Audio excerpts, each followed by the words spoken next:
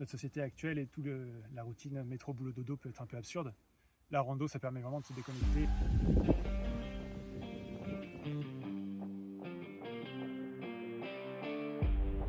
Alors ça y est, on est reparti de Saint-Nectaire, direction Besse, par Murol, par le lac Chambon. Il y a 2-3 points de vue qui ont l'air assez magnifiques, donc là cette étape j'ai assez hâte. Le premier kilomètre a bien grimpé et le premier jour quand il faut remettre les jambes en marche, c'est toujours un peu dur. Là on a de la chance, il fait déjà chaud mais on est dans les bois et là, vraiment les randonneurs ils ont que ce mot à la bouche, tous ceux que j'ai rencontrés, c'est les étapes dans les bois, éviter les plateaux qui tapent parce qu'il fait bien chaud quoi. Même s'il ne doit pas faire aussi chaud qu'en ville, on est un peu en altitude mais on tape bien les 30 degrés. Et alors là je sais pas si on le voit, depuis que je suis parti, je suis un marcheur à 100 mètres derrière et je regarde même pas où je vais, je regarde même pas les signaux. Un peu comme quand on suit une voiture sur la route et qu'on pense à autre chose. Ça se trouve il est en train de rentrer chez lui à Bordeaux. Et moi je vais me retrouver sur la côte atlantique. Ouais, c'est joli aussi. À la file indienne, indienne, indienne, tous à la file indienne, nous marchons en chantant. L'apparition du château de Murol, jour 2. Sur le téléphone on a l'impression qu'il est très loin mais pour de vrai je peux presque le toucher. C'est dommage. On vit quelque chose qu'on n'a pas l'habitude de vivre, quoi. Quand on travaille tous les jours, on a un peu cette routine. Et là, quand on marche 20 jours de suite, on a vraiment quelque chose qui a rien à voir, quoi. On fait son itinéraire, on prévoit où on va manger, on essaie de voir combien de pas on peut faire, enfin combien de kilomètres on peut faire de ce qu'on est capable sans forcément se tuer à la tâche. Donc ça, c'est un exercice assez intéressant, c'est ce que j'aime bien dans la rando. Ouais. Enfin, on peut se rendre compte parfois que notre société actuelle et la routine métro boulot dodo peut être un peu absurde. La rando, ça permet vraiment de se déconnecter et de faire un truc le temps d'un moment, quoi, qui n'a rien à voir. Et ça, je trouve ça chouette.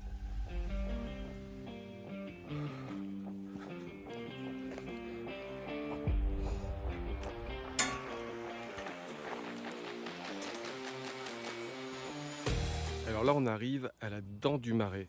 C'est un paysage magnifique et qu'on appelle aussi le saut de la pucelle. Une pucelle qui aurait voulu fuir un mariage forcé d'un seigneur ou d'un bourgeois aurait couru depuis le château de Murol et sauté depuis cette falaise.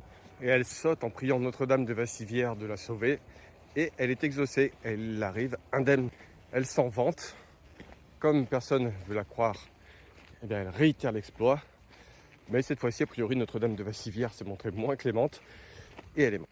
Quant au seigneur qui était harceleur, eh bien, a priori, lui s'en est bien sorti. Comme quoi, hein, les choses changent. On redescend de la dent du Marais là. Je vais vous dire la vérité, c'est que j'avais en tête de me dire que j'allais m'approcher du bord des falaises pour faire un joli plan pour la vidéo. J'étais venu ici il y a 20 ans et je l'avais fait, je m'étais assis sur le bord de la falaise et c'était incroyablement beau. Et ben j'ai pas pu m'approcher à moins de 5 mètres sans avoir les jambes qui tremblent. Toi aussi en vieillissant, t'as de plus en plus le vertige, mais un like. Faut penser à prendre un sac de couchage, un sac à viande, une couverture de survie, il y a du monde, mais un maillot de bain, personne. Là je viens de faire un grand classique. J'ai raté une bifurcation du GR, perdu dans mes pensées. Donc, deux options. Soit je finissais le tour du lac Chambon par la route comme j'étais parti et je pouvais récupérer le parcours là-bas. Soit je revenais sur mes pas pour faire le tour par là-bas, par la forêt, qui a l'air quand même très sympa. Et comme j'ai jamais fait ce tour par la forêt, bah demi-tour.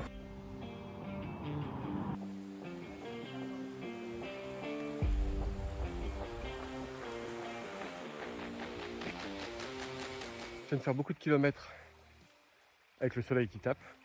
Et là on arrive, je vous montre, ici, sous les bois, petit ruisseau. On vient de perdre 10 degrés d'un coup. Le petit bruit de l'eau. Ah, un tel bonheur.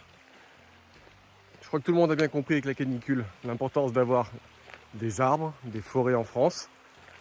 Alors d'ailleurs pour ceux qui se demandent, la superficie des forêts en France ne cesse d'augmenter depuis un siècle. Même augmenté de 20% ces 40 dernières années. Mais il en faut encore plus, planter des arbres, planter des arbres.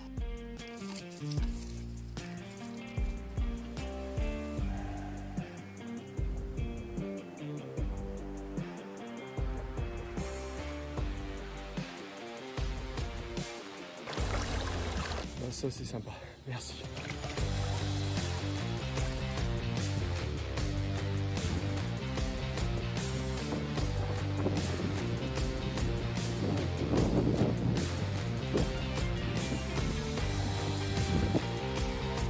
Devant moi, je ne sais pas si vous le voyez au loin, il y a un jeune gendarme qui vient de Troyes. Et bon, il n'a pas voulu être filmé, ça se comprend, avec son métier. Mais lui, il fait donc 40 km par jour. Et c'est quand même pas le premier que je croise qui suit ce rythme-là.